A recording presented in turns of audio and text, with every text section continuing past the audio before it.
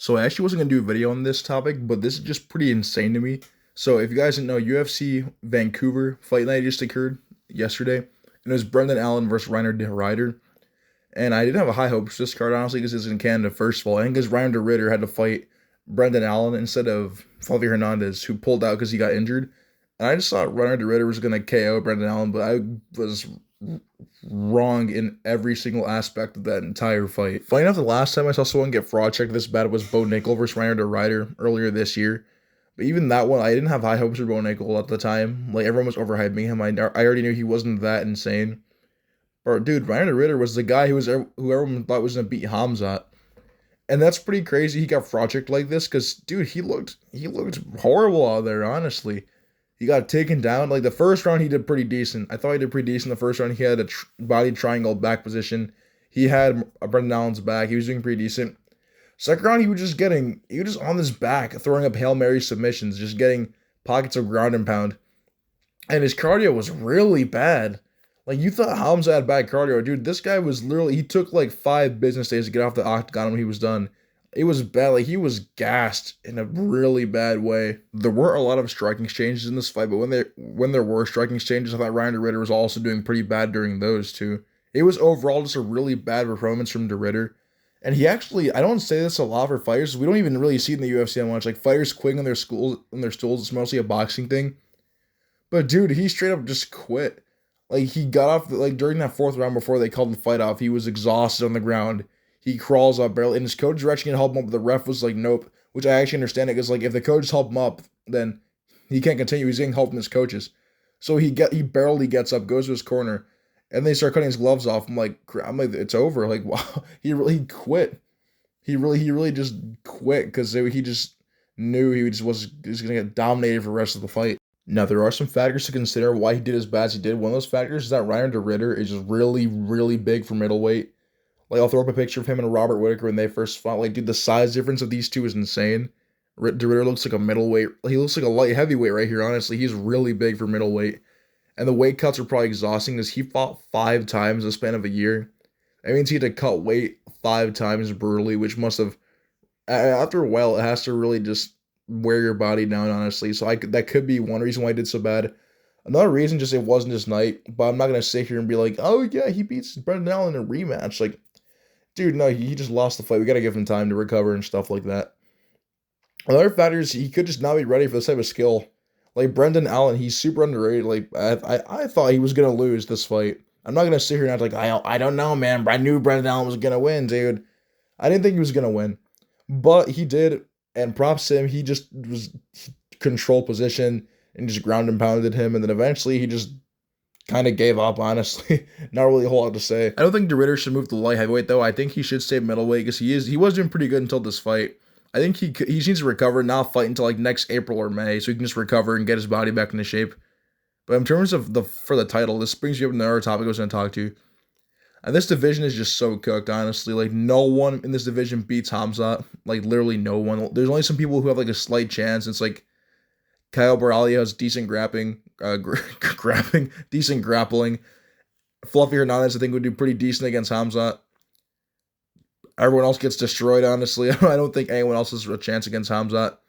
And honestly, like, this brings another point. I think Hamzat moving up to light heavyweight actually isn't as a terrible idea as I thought it was going to be, because people would say, like, oh yeah, he should move up to light heavyweight. I was like, dude, no, because he has some contenders to fight. I'm like, realistically, who?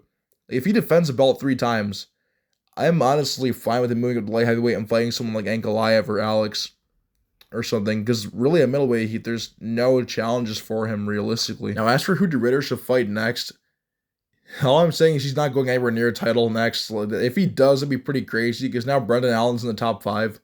But as for DIH Ridder, you're not fighting Hamza next, buddy. You're fighting fucking like Paulo Costa or Shara Bullet or something. You're not fighting for a title anytime soon. Like, just do DIH Ridder versus Shara Bullet or Paulo Costa. If he loses to those two, then he really sucks. But just do one of those two next year. And as for Brendan Allen, do him versus Dricus, because him and Dricus are already beefing. And it'd be funny trash talk. Dricus, when he doesn't like someone, he will make it really clear at press conferences. So I think if he beats Dricus, give him a fight, because we're at a point in the middleweight division where if Hamza keeps beating these contenders, we might have to just do a Hamza and Dricus rematch, which would not be fun at all. Like the first fight was getting hyped up. I thought it was gonna be fight of the year because I did not know who to pick. And then after that first shot, Hamza took him like, yeah, Dricus he's screwed. If we look through the top 10 right here, realistically, no one here beats Hamza. Like, I'm gonna go through the whole top 10 and just analyze who beats Hamza and who doesn't. Like Michael Page, destroyed, honestly. He doesn't have great grappling. Brendan Allen, his grappling's okay, but he gave up his back to Reiner DIH pretty easily. And if DIH can get your back pretty easily, then Hamzat's gonna do terrible things to your back. Pause. Wow. Yeah, but Robert Whitaker, Hamza destroyed him, obviously. Kyle Braulio. This is a weird one because I think he would have done better against Hamza than Narashina Mavov, but he lost to Mavov. But he still would have lost. Fluffy Hernandez would have. This guy, I'd still pick Hamza, but he'd give Hamza a decent fight because he's like the middleweight Marabi. He's like the ultimate cardio grappler. He's like Cain Velasquez, but just middleweight version.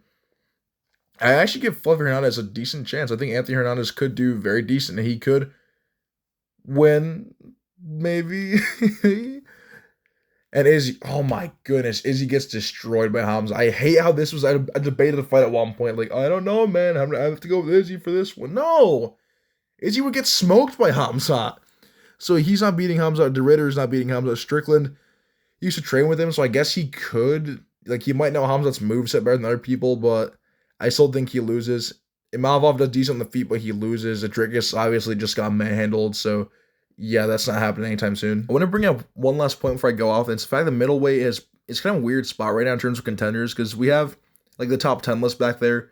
We have Strickland, we have Izzy, all these guys. We have some new faces. Like DeRitter was supposed to be a new face, but now he got bumped down in the rankings because he lost to Brendan Allen. We have Brendan Allen in the top 5 now, which is that's kind of funny to think about. Brendan Allen is the type of guy who would beat Dricus by knockout and then lose to Kevin Holland in his next fight. Like he's a really weird fighter. He's gonna win some, lose some, but he just has inconsistent performances and he's kind of strange. Also, I apologize I couldn't do a video on the Oliveira fight night and the 323 card announcement, so I'll say my thoughts on it right now.